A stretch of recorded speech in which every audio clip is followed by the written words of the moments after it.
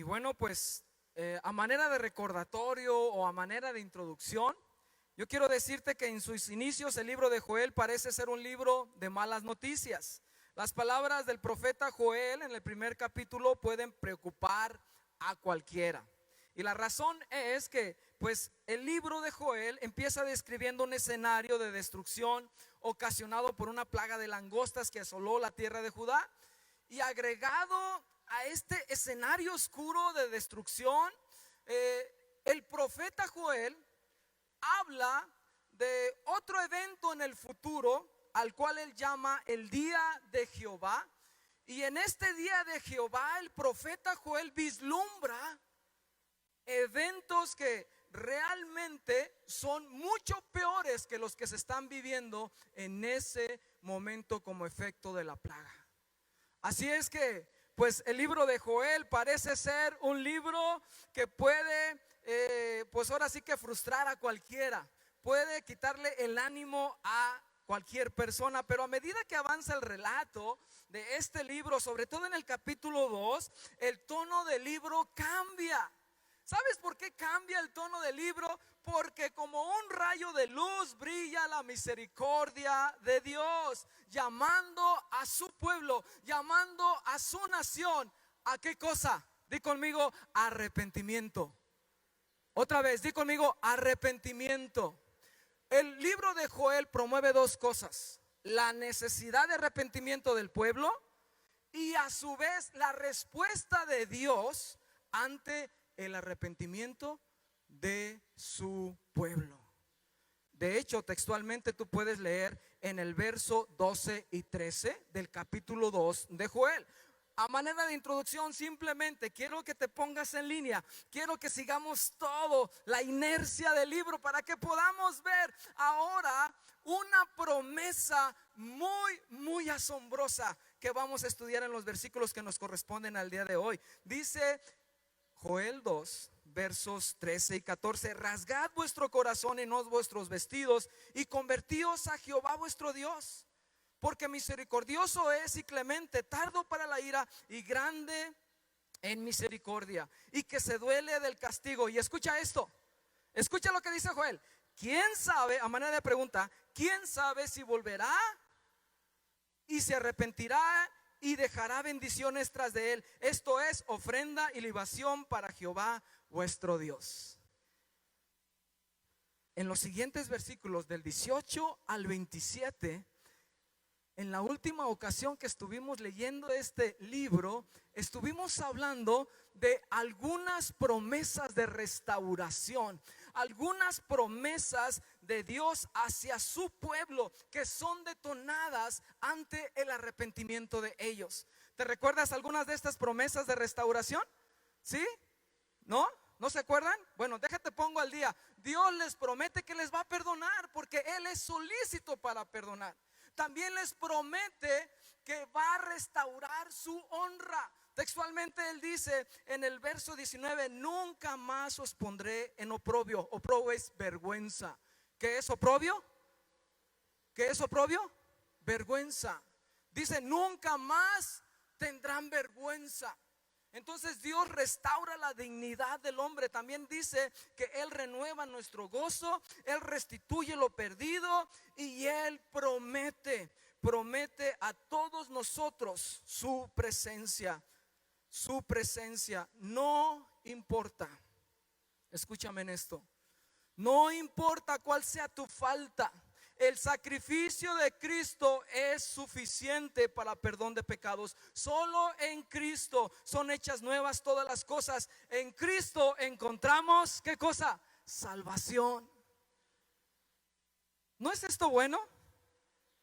¿No es esto bueno? Cómo Dios, al momento de que el pueblo está sufriendo el efecto de su pecado, está atravesando consecuencias de su pecado, el Señor levanta la mano y llama a todos: arrepiéntanse, y yo puedo restituirles, yo puedo perdonarles, yo puedo hacer nuevas todas las cosas en su vida. No todo está perdido. Así es que ese es el llamado de Joel. Ahora, en esta misma línea de las promesas de restauración, Joel ahora nos habla de una promesa superior. En los versículos 28 al 32, que son los que vamos a estar leyendo, aquí se habla de una promesa superior. ¿Sabes cuál es esa promesa? ¿Sabes cuál es esa promesa? De hecho, este es el tema, uno de los temas principales del libro. De hecho, es uno de los versículos más conocidos del libro. De hecho, este es uno de los ejes de este libro: el derramamiento del Espíritu Santo, el derramamiento del Espíritu de Dios sobre su pueblo. Algo nuevo, algo diferente, algo inusual. Es lo que Joel está hablando en esta promesa. Dios está diciendo a su pueblo que Él promete en un tiempo futuro derramar su espíritu sobre toda carne. Di conmigo, derramaré. Di conmigo, derramaré mi espíritu sobre toda carne. Vamos el día de hoy a ver qué significa esta promesa. Vamos a ver el efecto que tiene sobre la iglesia esta promesa. Y yo creo sobre todo que nos tenemos que disponer para poder caminar nuestras vidas en sujeción a esta promesa, en un entendimiento claro de lo que es esta promesa. Así es que vamos a Joel capítulo 2, versos 28 y 32. Y nada más, antes de empezar a leer, no está de más decir, iglesia, que así como Joel estuvo hablando de esta promesa de Dios en cuanto a su derramamiento, hubo otros profetas en el Antiguo Testamento que también hablaron lo mismo. Por ejemplo, Isaías, Jeremías, Ezequiel dieron también ante el pueblo en su momento, en su tiempo donde ellos se encontraban, dieron al pueblo la misma promesa. Ese tiempo donde Dios se manifestaría a su pueblo. Por ejemplo, Isaías 44:3. Isaías 44:3 dice, en línea con la misma promesa de Joel que vamos a estudiar el día de hoy. Dice 44:3 de Isaías: porque yo derramaré agua sobre el sequedal y ríos sobre la tierra árida. Mi espíritu derramaré sobre tu generación y mi bendición sobre tus renuevos. Escucha aquí cómo es que Isaías describe a el derramamiento del Espíritu Santo sobre la iglesia. ¿Sabes cómo dice aquí? Dice que es como si se derramaran aguas sobre tierra árida. Es como si se fluyeran ríos de agua sobre tierra seca. Y habría vida y todo cambia y el panorama es diferente. Y puede brotar aquella fruta, puede brotar aquel árbol, pueden brotar cosas que de otra manera no podían existir. Así es que esto es algo asombroso. Ese es el primer punto que quiero compartir contigo aquí en Joel capítulo 2, versos 28 al 32. Vamos a leer estos versos y después oramos. Y después de esto derramaré mi espíritu sobre toda carne, y profetizarán vuestros hijos y vuestras hijas, vuestros ancianos soñarán sueños, y vuestros jóvenes verán visiones. Y también sobre los siervos y sobre las siervas derramaré mi espíritu en aquellos días. Y daré prodigios en el cielo y en la tierra, sangre y fuego y columnas de humo. El sol se convertirá en tinieblas y la luna en sangre antes que venga el día grande y espantoso de Jehová. Y todo aquel que invocare el nombre de Jehová será salvo, porque en el monte Sión y en Jerusalén habrá salvación, como ha dicho Jehová, y entre el remanente al cual él habrá llamado. Vamos a orar. Señor, oramos en este momento para que tú nos ayudes a caminar, Señor, conforme a tu espíritu, conforme a tu palabra escrita. Señor, yo te pido por hombres y mujeres, Señor, que podamos ser guiados, podamos ser llenos por tu presencia cada día. Padre, yo te pido que tú tomes, Señor, este lugar. Padre, que sean tus palabras y no las mías. Padre, que sea tu espíritu abriendo los oídos. Padre, que sea tu espíritu, Señor, poniendo en nuestros corazones, Señor, esa hambre y deseo por más de ti. Padre, en el nombre de Cristo Jesús te pido que tú seas glorificado el día de hoy a través de esta palabra. En el nombre tuyo, amén. Amén. Bueno, pues, punto número 1, vamos a ver lo asombroso de esta promesa. ¿Por qué es asombrosa esta promesa? La promesa que dijo Joel: y después de esto derramaré mi espíritu sobre toda carne. Obviamente Joel nos habla de una promesa que se cumpliría en algún momento en el futuro cercano, pero esta promesa nos dice que Dios hará algo nuevo, algo asombroso, algo diferente, algo que no había hecho antes. Es por eso que esta promesa sobrepasa las anteriores. Es una promesa netamente de bendición espiritual. Las promesas anteriores tenían referencia o nos llevaban a bendición material, pero esta promesa es netamente espiritual. Y bueno, déjame explicarte por qué. Sabemos que en el Antiguo Testamento el obrar del Espíritu Santo se hace evidente desde la creación, ¿sí? A ver, ¿estás de acuerdo con esto o no? El obrar del Espíritu Santo está presente desde la creación, ¿cierto o no? ¿Sí? ¿Sí me está siguiendo? Ok, bueno, sabemos que desde la creación el Espíritu Santo está obrando. Nada de lo creado existiría sin la ayuda del Espíritu Santo. Es el Espíritu de Dios el que pone orden a todo caos. Es el Espíritu de Dios quien sustenta la vida del género humano. Fíjate lo que dice Job capítulo 34, versos 14 y 15. Estos versículos están interesantes.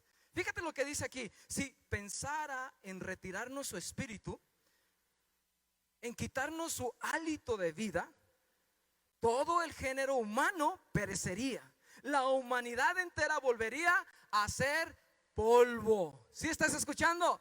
Dice el escritor de Job, dice el escritor de Job que si Dios retirara su espíritu, tú y yo dejaríamos de existir. Entonces Él sustenta tu vida y mi vida, hablando en el contexto de la creación. Entonces podemos decir también que el Espíritu Santo en el Antiguo Testamento, el Espíritu Santo en todo el Antiguo Testamento fue derramado sobre hombres escogidos en tiempos específicos para cumplir con tareas especiales. O dicho de otra manera, el Espíritu Santo se derramaba de manera selectiva, solo sobre unos cuantos. Puedes pensar en una persona que dice el Antiguo Testamento en la cual Dios se derramó, o Dios derramó su presencia. A ver, piensa en una persona. ¿Sí? ¿Ya diste? ¿Sí? ¿Ya diste con alguien en el cual en el Antiguo Testamento se dice que Dios lo llenó de su presencia e hizo un acto o una obra específica en un lugar específico? ¿Sí? Bueno, déjame darte algunos ejemplos nada más para ponerte en contexto. En el Antiguo Testamento vemos que Dios ungió a 2 hombres para levantar el tabernáculo. Dice que Dios le dio esa capacidad a través de su espíritu para diseñar, para poder trabajar el oro, para poder trabajar la plata, para poder trabajar materiales. Dios levantó a 2 hombres para que pudieran cumplir el propósito de Dios de erigir un tabernáculo donde la presencia de Dios se manifestara. Pero Dios usó a hombres ungidos con su presencia para esta labor. Otro ejemplo. No sé si tú escuchaste o has leído el libro de Éxodo o el libro de los Números, donde Moisés está liderando a toda una nación y llega su suegro Jetro y le dice: ¿sabes qué? Te vas a consumir en esa tarea. La manera en que lo estás haciendo no es la correcta. Tienes que apoyarte en otros hombres. Y dice la Biblia que Dios ungió a 70 ancianos. Y eran los que ayudaban a Moisés en la labor de liderar al pueblo. Eran hombres ungidos con la presencia de Dios. Y ellos profetizaron. ¿Ya te estás acordando? ¿Qué tal en el tiempo de los jueces? Tenemos a un Gedeón, tenemos a un Sansón, tenemos a un Otoniel, tenemos a hombres y mujeres ungidos con la presencia de Dios para poder hacer obras de liberación de su pueblo delante de sus enemigos. ¿Sí? ¿Sí? ¿Qué otro ejemplo hay? ¿Qué tal David? David fue ungido con el Espíritu Santo. Otro mal ejemplo. Saúl fue ungido, pero el Espíritu Santo le fue quitado por su desobediencia. Entonces, podemos ver muchos ejemplos en la Biblia que nos hablan de hombres que Dios usó para obras específicas. Es más, los mismos profetas, mismo Joel fue ungido con el Espíritu Santo para poder escribir este libro, para poder hablar a la nación, para poder decirles que se arrepintieran y para poder hablarles de esta promesa de la que estamos hablando y estudiando el día de hoy. ¿Estás conmigo? ¿Sí? Entonces, aunque el Espíritu Santo ha estado presente desde el principio de todas las cosas y se ha manifestado sobre ciertos hombres escogidos, lo que implica la promesa de Joel es que Dios no va a derramar de su espíritu de manera selectiva, sino que la promesa consiste en que llegará el momento en que Él lo hará sobre toda persona que venga en arrepentimiento y fe delante de Él. Lo que significa esta promesa y lo que la hace asombrosa es que el creador del universo decide morar permanentemente en el corazón de hombres imperfectos redimidos por la sangre de Cristo. ¿Cuántos redimidos hay en este lugar en el cual podemos decir confiadamente: la presencia de Dios habita en mí? A ver, no veo sus manos. ¿Cuántos hombres redimidos y mujeres redimidos por la sangre de Cristo hay aquí en este lugar diciendo: fue su gracia la que me salvó y ahora yo he sido adoptado y su espíritu da testimonio a mi espíritu que yo soy hijo, porque su presencia está en mí? Dicho de otra manera, el cumplimiento de esta promesa se le conoce como el nuevo pacto. Acabamos de celebrar la Santa Cena. Es la sangre de Cristo que nos lleva a este nuevo pacto. Es gracias a Jesús que tú y yo ahora tenemos la unción del Espíritu sobre nuestras vidas. Dios morando en nosotros. A esta obra se le conoce también como ese tiempo de gracia. Ese tiempo de gracia. Pablo en Romanos capítulo 6 verso 14: así el pecado no tendrá dominio sobre ustedes. Fíjate, anteriormente, bajo la ley, en el Antiguo Testamento, todos estaban sujetos a la esclavitud del pecado. Pero ahora, gracias a esta promesa que se cumple obviamente en la persona de Cristo Jesús a plenitud, gracias a Él, ahora nosotros ya no estamos bajo la ley, sino bajo la gracia. Esta promesa, iglesia, es asombrosa. ¿Sabes por qué? Porque apunta directamente a un tiempo de máxima bendición y restauración espiritual. Y que quede claro, mis hermanos, mis amados hermanos, no estamos hablando de una energía, no estamos hablando de una fuerza mística, no estamos hablando de un poder que es algo inerte, un poder impersonal. Estamos hablando de la tercera persona de la Trinidad. Estamos hablando del Espíritu Santo. Por lo tanto, caemos en cuenta que es Dios habitando en medio de nosotros. Esto no se había dado nunca. Y eso es algo glorioso, es algo que debemos de celebrar, es algo que debemos de atesorar, es algo que debemos de valorar. Dios en nosotros. Dios decide relacionarse de una manera diferente. Primera de Corintios capítulo 6 verso 19: ¿o ignoráis que vuestro cuerpo es templo del Espíritu Santo, el cual está en vosotros, el cual tenéis de Dios, y que no sois vuestros? Fíjate lo que dice aquí Pablo. No puedes pecar con tu cuerpo, porque es templo del Espíritu Santo. Y cuando pecas, sé consciente de esto: Dios está ahí contigo. A ver, ¿cuántos me están siguiendo? Si tú pecas, no estás solo. Aunque tú te cuides, aunque tú apagues las luces, aunque tú te ocultes de todo, no estás solo. ¿Sabes por qué? Porque si eres hijo, Dios está contigo. Dios está contigo, Dios te ve. No te puedes esconder de Él, no te puedes ocultar de Dios. Jesús mismo al final de su ministerio le dice a sus discípulos estas palabras, hablando de la misma promesa de Joel. Fíjate, 700 años después, Jesús en su ministerio, al final de su ministerio, preparando a los discípulos para la muerte de cruz, hablándoles acerca de las cosas que vienen por delante, les dice aquí en Juan capítulo 14, les dice: no se turbe vuestro corazón. Estoy parafraseando. Dice: aunque yo me vaya, no los voy a dejar huérfanos. Y dicen textualmente los versos 16 al 18 del capítulo 14, la promesa de Joel, repetida y recalcada de parte de Jesús hacia sus discípulos. Les dice esto: y rogaré, y yo rogaré al Padre, y os dará, a ver, di conmigo, otro consolador. Di conmigo, otro consolador, ¿sí? Para que esté con vosotros para siempre. Fíjate, la palabra otro es en el griego una palabra que se define como otro igual, otro del mismo tipo. Y consolador significa, es la palabra paracletos, pero esta palabra significa ayudador, abogado, consolador. Así es que lo que Jesús le está diciendo a sus discípulos es: yo no los voy a dejar solos, yo voy a estar con ustedes. Gracias, hijo. Yo voy a estar con ustedes todos los días. Dice el verso 17: el Espíritu de verdad, al cual el mundo no puede recibir, porque no le ve ni le conoce, pero vosotros le conocéis, porque mora con vosotros y estará en vosotros. Escucha esto: Él estará en nosotros. Dile a tu vecino: está en ti.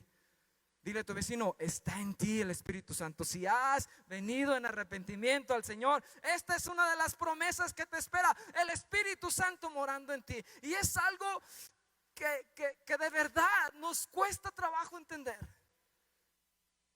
No lo dimensionamos, no entendemos la grandeza de esta promesa del todo. Pero sabes, aquí está Jesús diciéndole a sus discípulos, ellos están diciendo: ¿y ahora quién nos va a enseñar? ¿Ahora quién nos va a guiar? Jesús, ¿cómo es que nos vas a dejar solos? Esto no se vale. Y hay una incertidumbre en sus corazones. Si tú te vas a preparar morada para nosotros, pues ni siquiera nos has dicho cuál es el camino. Él dice: yo soy el camino, la verdad y la vida. Si ustedes me conocen, si ustedes están en mí, ya saben el camino, porque el Espíritu Santo les va a guiar en todo momento y va a revelar las cosas que les estoy diciendo en este momento. No lo entienden ahorita, pero llegará el momento en que entenderán todas las cosas. ¿Cuántos de nosotros hemos pasado esos tiempos de frustración donde no entendemos, pero cuando esperamos en el Señor, cuando buscamos al Señor, cuando venimos al Señor, realmente nuestros ojos son abiertos? Realmente nuestra mirada es abierta y podemos ver cosas espirituales que antes no veíamos. El Señor, al derramar su Espíritu, derrama bendiciones, derrama dones, derrama prodigios. Y estoy hablando de cosas sobrenaturales que solamente pueden provenir de Dios, ¿sí? Entonces, punto número 2. Ya vimos lo asombroso de esta promesa. Ahora vamos a ver en su punto número 2 el cumplimiento de la promesa. ¿Alguien tiene una idea de cuándo se cumplió esta promesa? A ver, di conmigo: el Pentecostés. A ver, no te escuché. Yo sé que es una palabra rara. El día de Pentecostés. Pentecostés. Otra vez: el día de Pentecostés. ¿Sí?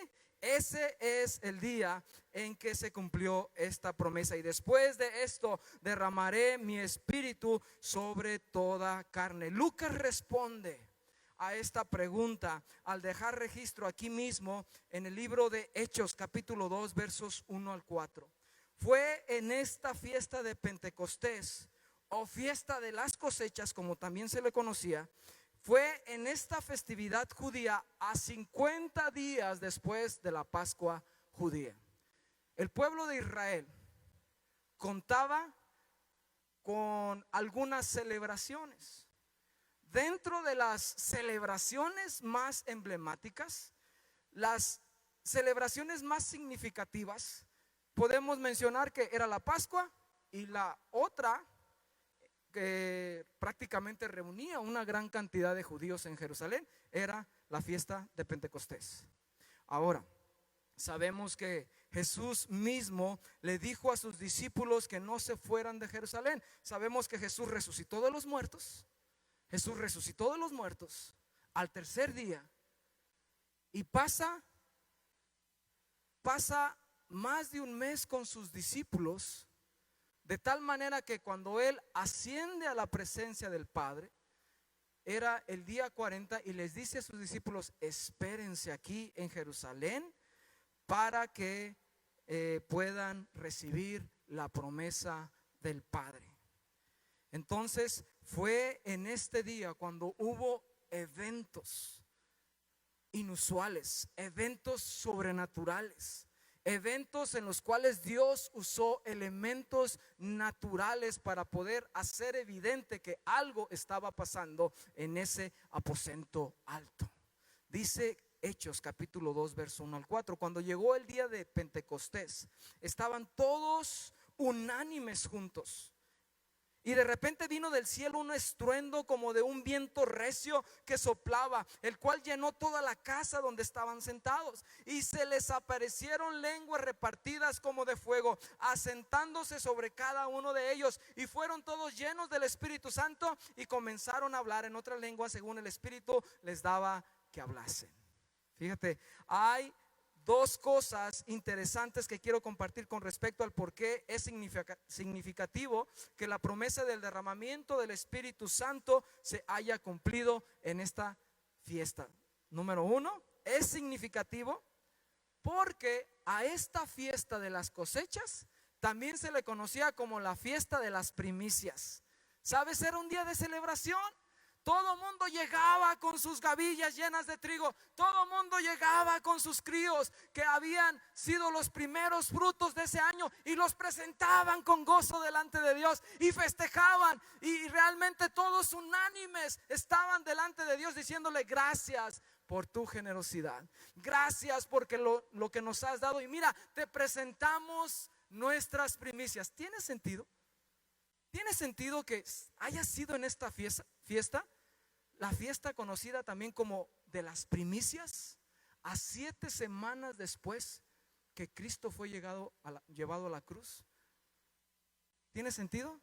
Yo creo que tiene mucho sentido. No es una casualidad que el Señor haya decidido hacerlo. Otra de las cosas que es una nota interesante con respecto al por qué es significativo que Dios haya derramado su Espíritu precisamente en esta fiesta judía o en esta celebración judía, es porque esto es simplemente una conjetura, tengo que aclararlo, pero la tradición judía dice que era la fiesta de Pentecostés cuando se celebraba también el día en que el pueblo de Dios recibió la ley.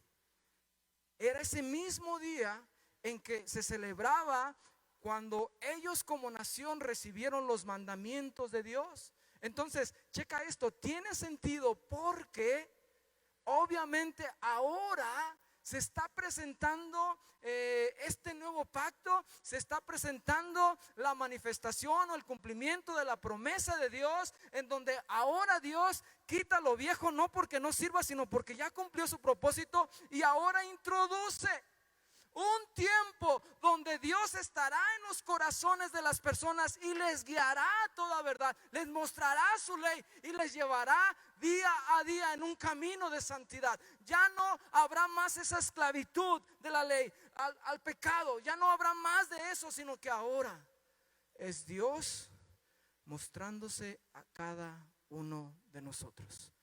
¿Tiene sentido? ¿Sí? Este evento ocurrido en Pentecostés es el sello final, escucha esto, de todo lo que Cristo logra a favor de los creyentes por medio de su vida, muerte y resurrección. Es a partir de este momento que los cristianos caminarían bajo el poder que nunca habían experimentado antes y que nos guía de manera sobrenatural. Yo tengo una pregunta para ti. ¿has experimentado la guía del Señor en tu vida? ¿Has estado en tiempos de conflicto? ¿Has estado en tiempos donde tienes que tomar una decisión? ¿Sabes qué? Yo te animo, te invito a que antes de poder tomar una decisión de cualquier índole, grande o pequeña, una compra, una carrera, lo que sea que estés por decidir, te pido que hagas uso de esta promesa y ve delante de Dios y pídele su guía y su dirección. ¿Cuántos hemos experimentado eso en alguna parte de nuestra vida? ¿Hay alguien aquí que realmente Dios le ha respondido? Todos tenemos esos tiempos. Se cumplió en el Pentecostés. Ahora quiero llevarte en el punto número 3 al propósito de la promesa. Dicen otra vez los versos 28 al 29 del capítulo 2 de Joel. Estoy repitiendo otra vez estos versículos en la lectura. Y después de esto, derramaré mi espíritu sobre toda carne, y profetizarán vuestros hijos y vuestras hijas, y vuestros ancianos soñarán sueños, y vuestros jóvenes verán visiones, y también sobre los siervos y sobre las siervas derramaré mi espíritu en aquellos días. Joel menciona aquí que habría manifestaciones sobrenaturales, inusuales, manifestaciones divinas en las vidas de los receptores de la promesa. Dice aquí: vuestros hijos y vuestras hijas profetizarán. Los ancianos soñarán. ¿Qué? ¿Qué van a soñar los ancianos? Sueños. Los jóvenes verán visiones.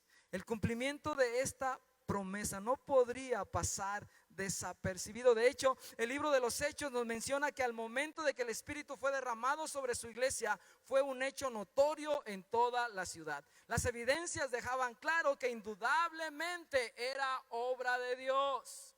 Muchas personas, muchos judíos de muchas partes del mundo, que estaban viviendo en otras partes fuera de Jerusalén, en otras partes del mundo conocido en aquel entonces, se acercaron a ver lo que estaba sucediendo.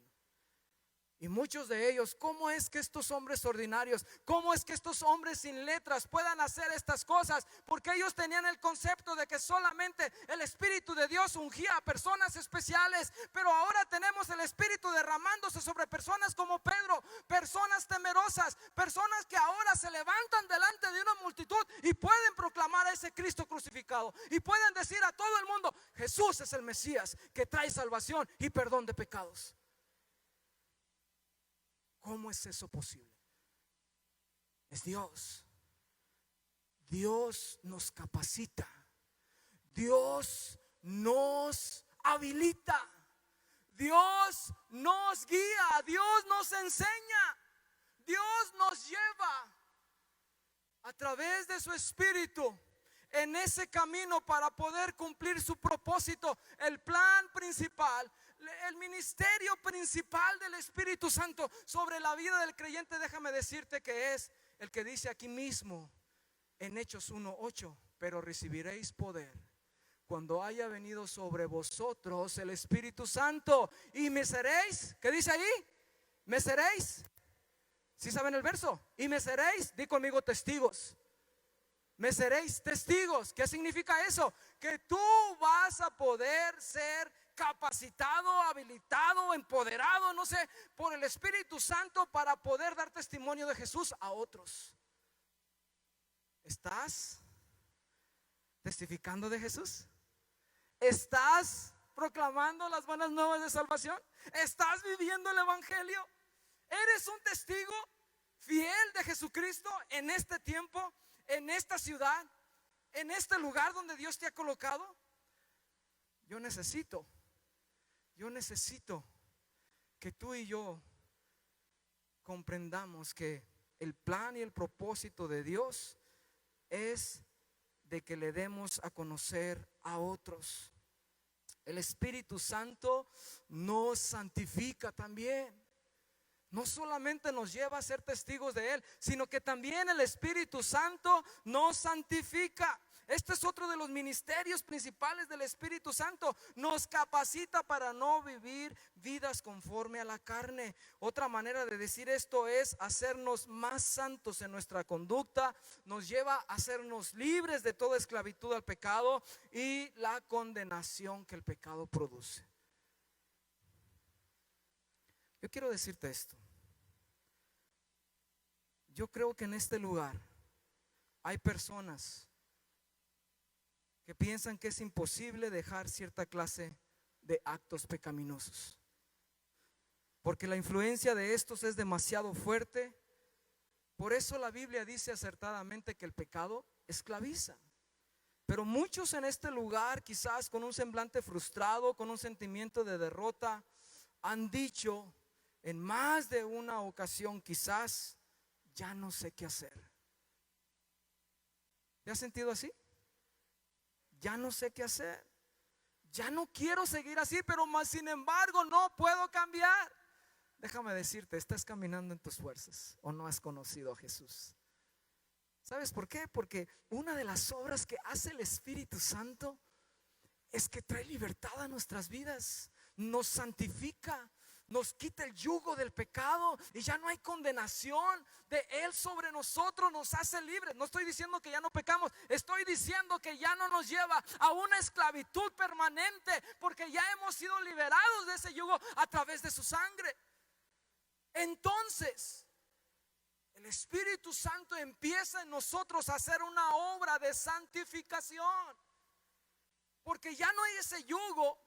Ya no hay eso que nos ata, que nos esclaviza de tal manera que tú te quedas sin posibilidad alguna de hacer algo. Cristo te dio libertad.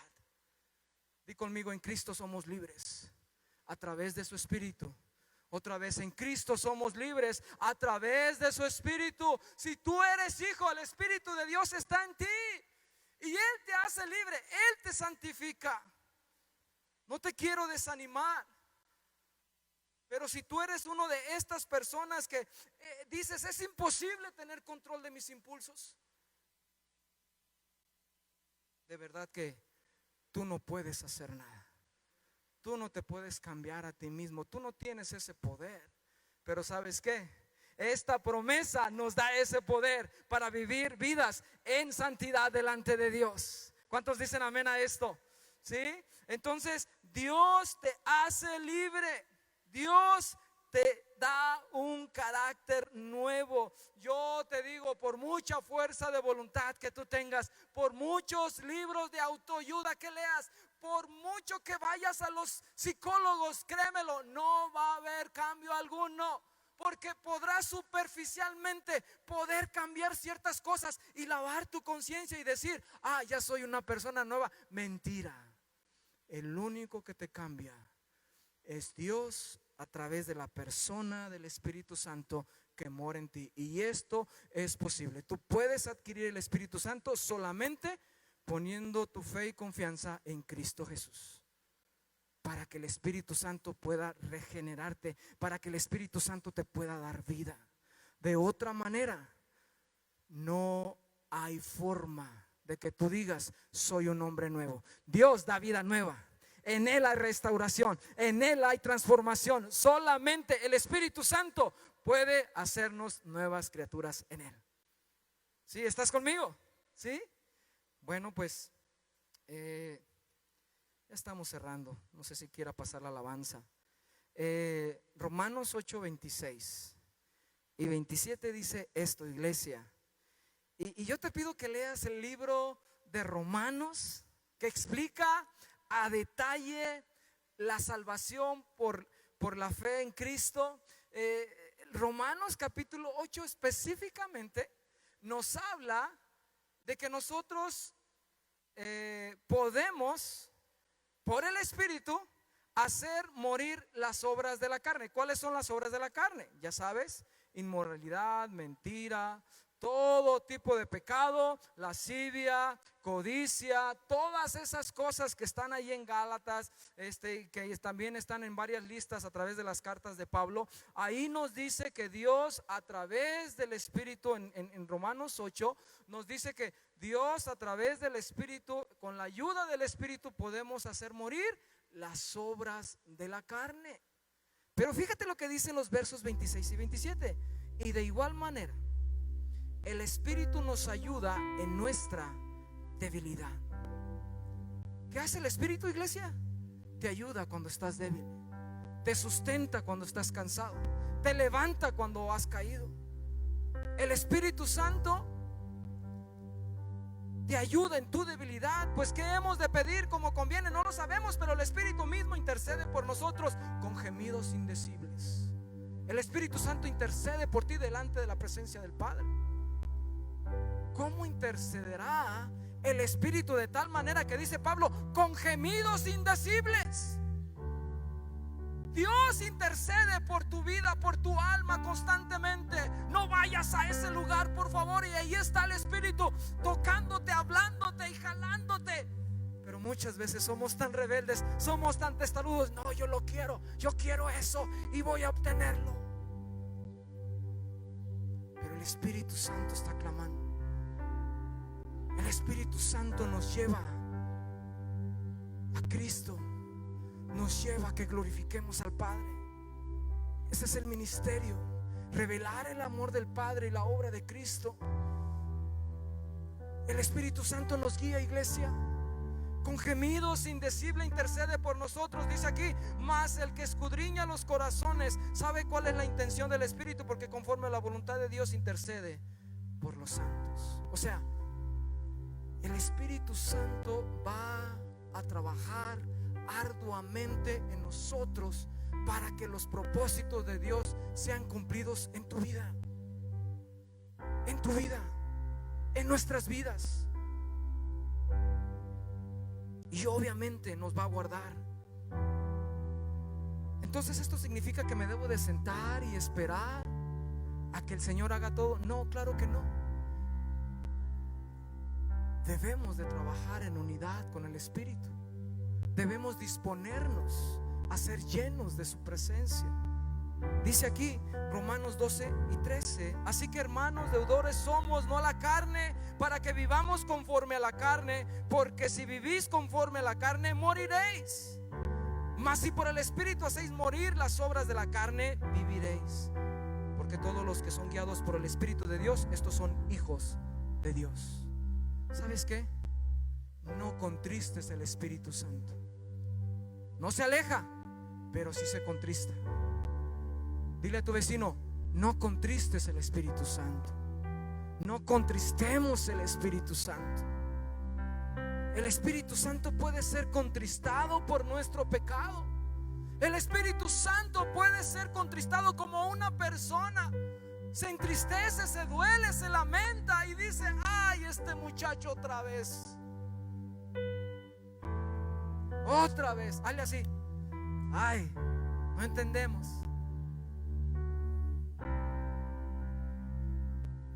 Efesios 5:18 nos manda que busquemos la llenura del Espíritu.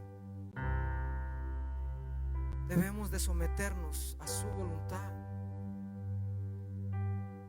Esta promesa es para todos, iglesia. Ponte de pie, por favor.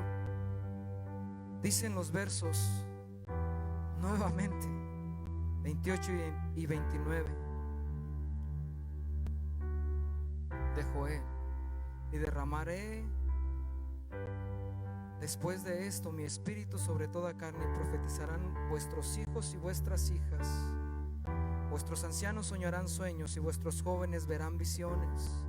Y también sobre los siervos y sobre las siervas derramaré mi espíritu en aquellos días. El cumplimiento de esta promesa, acorde a lo que dice Joel, no está limitada. Hombres, mujeres, jóvenes, ancianos, siervos y siervas. Dios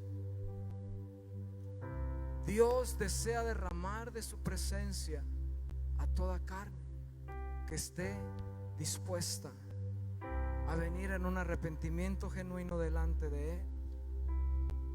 Y si tú ya eres hijo, si tú ya le perteneces a Jesús, si tú ya caminas con Él y el testimonio de su espíritu sobre tu espíritu es real y genuino, Dios nos llena, nos satura, nos demanda que caminemos en esa llenura constantemente, iglesia. Esa es nuestra responsabilidad. Esa es nuestra injerencia. No contristes el Espíritu Santo más. Déjate guiar por Él. Sométete a su soberanía, sométete a su señorío, sométete a su gobierno. Sea un recipiente del Espíritu Santo. Porque dice el verso 32: y todo aquel que invocar el nombre de Jehová será salvo, porque en el monte de Sión y en Jerusalén habrá salvación, como ha dicho Jehová, y entre el remanente al cual Él habrá llamado. ¿Cuánto remanente de Cristo hay aquí? Yo estoy agradecido por este cumplimiento de esta promesa. Yo estoy agradecido por Joel, que nos anunció con mucho tiempo en anterioridad, pero también estamos agradecidos con el Señor porque Él cumplió lo que dijo. Y si Él cumplió esta promesa, y si Él cumplió todo lo que está en la Escritura, tanto en el Antiguo Testamento, Él cumplirá todo lo que está en el Nuevo Testamento. ¿Estás conmigo, iglesia? Entonces, ¿por qué no confiar en Jesús? ¿Por qué no confiar en nuestro Padre Celestial? ¿Por qué no creer en Él cuando vemos evidencia tras evidencia que Él está obrando y que Él está haciendo una obra poderosa en su iglesia? Y Él quiere levantar una iglesia viva. Él quiere levantar una iglesia avivada, fortalecida en Él, confiada en Él, que depende de su presencia. Oh, yo necesito confiar más en el Espíritu. Yo necesito depender más de Él cada día. Y me arrepiento por haber contristado al Espíritu Santo en más de una ocasión y muchas veces, y cada día creo que sucede esto. Oh, pero Dios nos perdona, Dios nos ayuda. Él es fiel y justo para perdonarnos. Iglesia, no estamos jugando a la iglesita, no estamos jugando a un Diosito y su pueblo. No, estamos hablando de cosas espirituales poderosas, sobrenaturales. No cometas el error de minimizar la obra del Espíritu Santo que te llama al arrepentimiento. Cierra tus ojos, por favor. Cierra tus ojos. Y en tus propias palabras, yo simplemente voy a quedarme mudo. Y yo te voy a pedir que simplemente le digas: Señor, satúrame con tu presencia. No es que el Señor dé más de su Espíritu, porque el Espíritu ya está ahí. Déjame explicarte esto. Significa que tú estás en esa disposición y deseas que Él te guíe, que Él te lleve en una hambre y sed por Él, que te lleve a su palabra, que te lleve a ese lugar secreto, que te lleve a buscarlo de noche, de madrugada, en todo momento y en todo lugar. Así es que en este sentido dile: Señor, ayúdame en mi debilidad, ayúdame en medio de mis luchas, ayúdame en medio de mis debilidades, ayúdame en medio de toda situación que vivo todos los días. Oh Señor, yo oro en este momento por Comunidad Cristiana Zamora. Levanta hombres y mujeres, Señor, que entendemos la grandeza de esta promesa y que vivimos, Señor, plenamente en esta promesa cada día de nuestra vida, oh Dios.